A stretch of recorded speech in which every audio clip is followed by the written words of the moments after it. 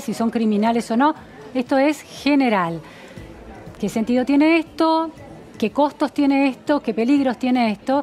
Vamos a hablar con un experto en antropología forense para quien poder identificar personas, cuerpos, es central. Es Luis Font de Berieder, fundador y ahora director ejecutivo del equipo argentino de antropología forense de enorme prestigio internacional, que ha intervenido en casos realmente muy duros de identificación de cuerpos, en matanzas generalmente perpetradas por el Estado. Muchas gracias, Luis, por estar aquí. No, un gusto, gracias por la invitación. Bueno, quiero ir a esta parte de la coyuntura política, donde se anuncia por lo menos el intento de plantear esta posibilidad.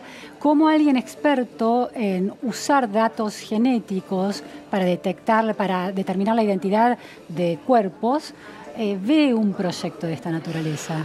En primer lugar, es bueno aclarar que la ciencia, y dentro de la ciencia la genética es una herramienta fundamental en la investigación del crimen y del delito en todo el mundo. Eso es innegable y realmente ha producido avances importantísimos. Ahora bien, lo que se recupera a través de la genética es información privada de las personas.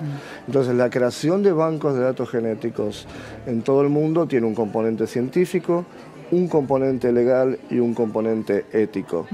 Cuando un país como Kuwait hace algunos años intentó, luego un atentado terrorista, hacer que toda la población diera su información, se levantó a nivel mundial una protesta muy grande porque es información confidencial y privada.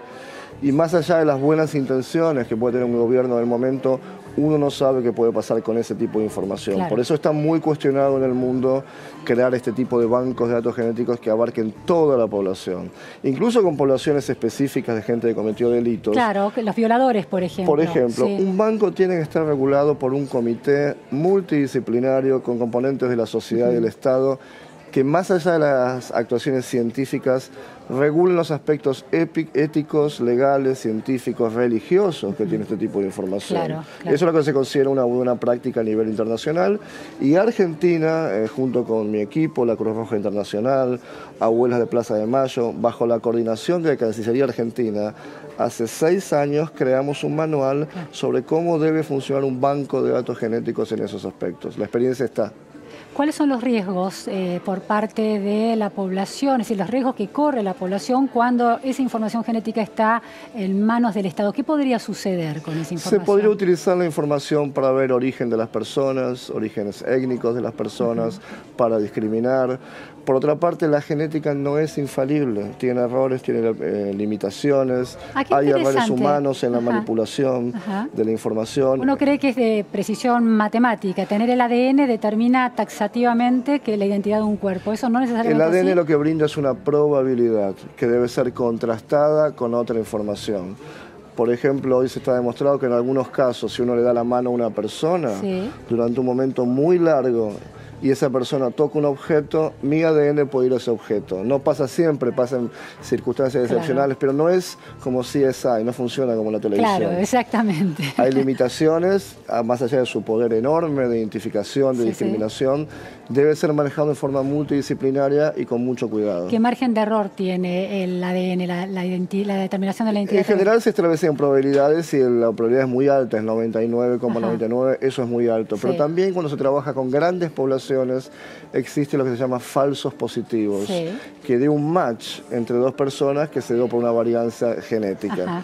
Por eso siempre hablamos de un enfoque multidisciplinario. ¿Y las otras patas de ese enfoque multidisciplinario cuál? Tienen que ver con la medicina, con la odontología, con la antropología, con el contexto del caso, con información asociada, todo lo que tiene un juez o un fiscal en sus manos. Un juez nunca puede determinar solamente por un tipo de evidencia. Reúne toda la evidencia y toma una conclusión. ¿La huella digital sigue teniendo una validez importante para determinar identidades? Sí, todos los elementos son importantes, huellas digitales, datos odontológicos, todos son importantes. Sí, lo que se está comprobando en los últimos 20 años, especialmente en los Estados Unidos, donde gente ha sido sentenciada por pruebas de cabellos, mordidas, a veces de huellas, es que hacen falta mucho más controles y que decir esto se hizo así durante 20 años y es suficiente no alcanza. Entonces lo que se está recomendando a nivel mundial es extremar los controles de calidad, que en Argentina a nivel forense casi no existen.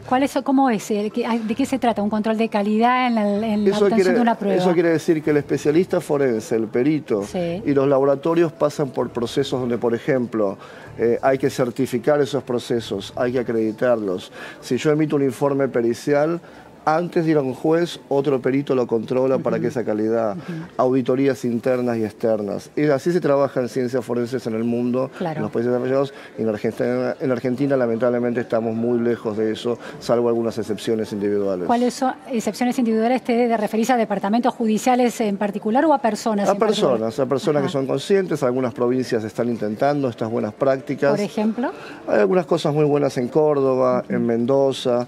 Pero hoy en día el trabajo forense se basa en 3 pilares que en Argentina faltan: investigación de casos, educación continua y controles de calidad. Por supuesto, eso implica una inversión de recursos. Sí. ¿Investigación de casos qué quiere decir? Lo que hace diariamente un juez o un fiscal con el apoyo de la ciencia que tiene casos que investigar. Pero también hay que formarse continuamente. Hoy en día, si uno se fija, la asistencia de peritos argentinos a congresos internacionales es muy limitada y cuando van se lo pagan con sus propios recursos. Es decir, lamentablemente estamos subutilizando en el país el recurso científico, no solamente desde el punto de vista forense, sino también de otras disciplinas no tradicionales como la física o la geología, que pueden ayudar mucho al Ministerio de Justicia para dilucidar un delito. Vos te referís a peritos expertos de otras disciplinas, no necesariamente forenses. Exactamente. Que intervienen en la investigación. Por ejemplo, se acordarán de algunos hechos como el soldado Carrasco hace muchos años. Ahí se consultó a una entomóloga, que es la especialista que estudia los insectos asociados a un cadáver, por ejemplo. Eso no se hacía antes, ahora es más normal y es habitual. Es decir, son disciplinas científicas que normalmente no están en el ámbito forense. Y eso también tiene que ver con la poca formación de jueces, fiscales y abogados en cómo funciona la ciencia. ¿Un antropólogo forense cómo se forma? ¿Qué camino recorre hoy en día? Se forma en las universidades, en algunas especialidades de la antropología. Pero hoy en día la tarea tiene que ver con dialogar con otros científicos. No existe más el concepto que el médico forense que sabe de todo. Es como esas personas, esos forenses que van a la televisión y opinan de todo. Eso no existe más. Todos trabajamos en equipos con diferentes disciplinas. Es como cuando uno va a un hospital, lo atienden diferentes especialistas para el problema que tenga. Ese concepto es lo que habría que introducir en el país y en otros lugares. Luis, el equipo de antropología forense argentino empezó a tener relevancia pública, a entrar en nuestras conversaciones cuando empezó a ser una parte fundamental para determinar la identidad de los desaparecidos de la dictadura, ¿no? De los cuerpos que se hallaban. Pero ahora también están involucrándose con casos, por ejemplo, de femicidio. ¿Cómo es ese salto, no? El salto es complejo. Comenzamos en el año 2002 en Ciudad Juárez, en México, cuando nos llamaron los familiares de las mujeres asesinadas en ese país porque no tenían respuestas del Estado, y comenzamos a darnos cuenta que había una problemática muy diferente porque las personas seguían desapareciendo, porque había colusión del Estado en esos casos.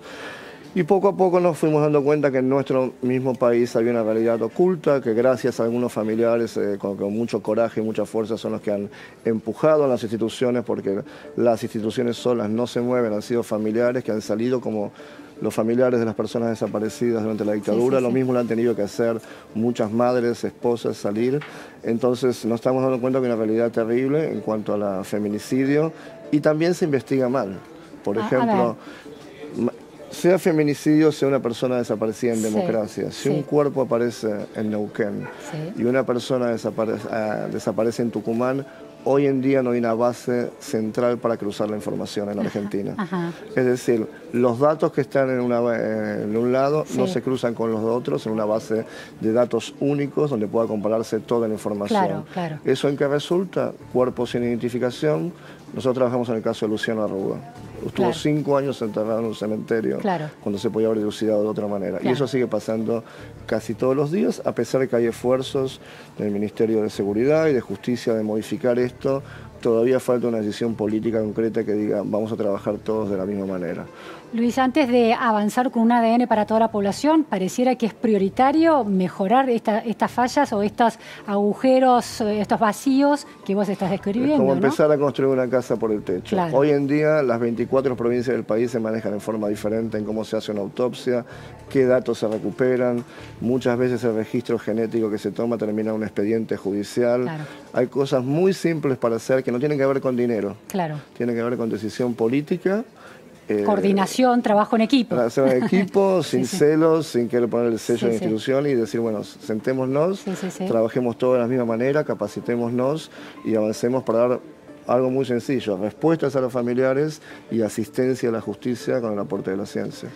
Luis, han intervenido en casos durísimos, bueno, de los desaparecidos, casos de femicidio, casos de los soldados enterrados sin nombre en el cementerio Darwin de Malvinas, los estudiantes mexicanos desaparecidos y encontrados sus restos.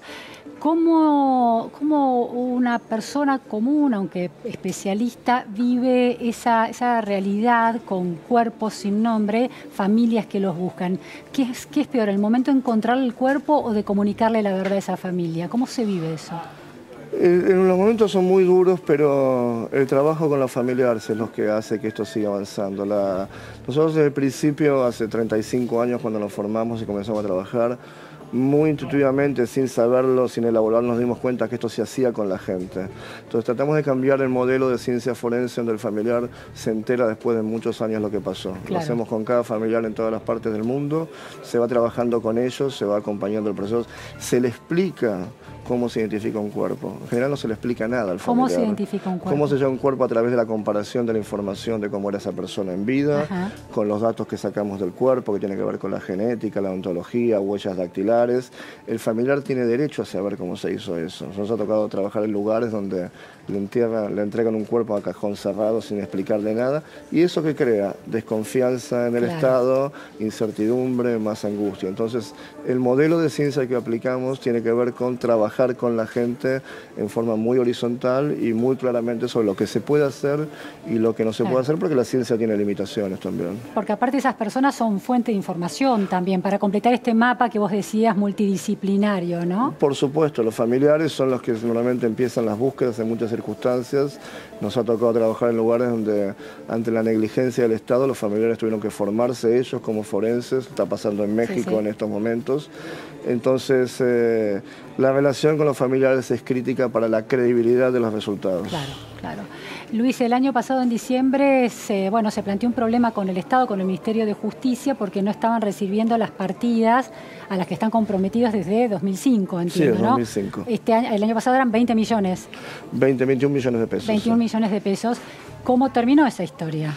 Terminó que, bueno, tuvimos que, más allá de todas las gestiones que hicimos con los organismos del Estado correspondientes, tuvimos que hacerlo pública la situación porque ya llegamos al 28 de diciembre sin esos fondos que son utilizados para las tareas que hacemos. Teníamos paralizado nuestro laboratorio de genética forense, que entre otros casos trabaja en los de Malvinas. Se solucionó enseguida después que salimos a hacerlo público. Queremos creer que fue una cuestión administrativa, burocrática, y que este año las cosas van a ser mejor, van a ir un poco más rápido y podemos seguir dando respuesta a la gente. Tengo una última pregunta, el tema del banco genético para poder determinar la identidad y los lazos familiares de hijos y nietos de desaparecidos ha permitido grandes buenas noticias. Pero también en algún momento, con el caso de los hijos de Ernestina Herrera de Noble, generó polémica. Y en ese momento lo que se esperaba por una parte de la sociedad, que se obtuviera compulsivamente una prueba genética de esas personas, hijos de Ernestina Herrera de Noble. ¿Qué pensás de la cuestión compulsiva para obtener los datos? Aún en un caso tan sensible como el de los nietos e hijos de desaparecidos. Sí, creo que es una decisión muy difícil, muy delicada de tomar compulsivamente las muestras, esa información particular, pero al mismo tiempo, y así lo reflejó el fallo de la Corte Suprema de Justicia, también está el derecho de las personas que quieren saber, en este caso, casos de abuelas de Plaza de Mayo o otros familiares, qué había sucedido con sus seres queridos. Entonces, siempre trata de buscar una solución intermedia, de modo que se pueda obtener la muestra sin violar, sin alterar los derechos de privacidad de la persona. Por eso, al principio de la conversación, insistimos algo que a veces no se tiene en cuenta, es información privada. Claro, pero por eso, ¿no hay ahí un loop medio complejo, un dilema muy complejo, ¿no? Es un tema muy complejo, muy difícil de solucionar. Claro. En este caso se daba que también está el derecho del familiar a saber y el derecho de la persona a no querer dar su muestra. Es un conflicto de... Es conflictivo, es decir, la información siempre es conflictiva y complicada. Por eso las decisiones apresuradas no dan buenos resultados. En relación a obtener ADN de esta manera. Exactamente, esa información mandatoriamente privada, por parte del Estado. Exactamente, más en nuestros países que tenemos una inestabilidad muchas veces que no sabemos en 15 años quién va a estar gobernándonos, ojalá sea una democracia también, pero en muchos países lo que está sucediendo es que la gente, una muestra suya genética se envía fuera del país en otra institución como la Cruz Roja Internacional que la va a preservar en caso que pase algo en el país. Claro, claro. Bueno, muchísimas gracias, Luis. Fue muy esclarecedor este tema tan complejo y tan preciso. Gracias. Gracias por la invitación. Nosotros nos vamos ahora a tener novedades sobre Suba de la Luz.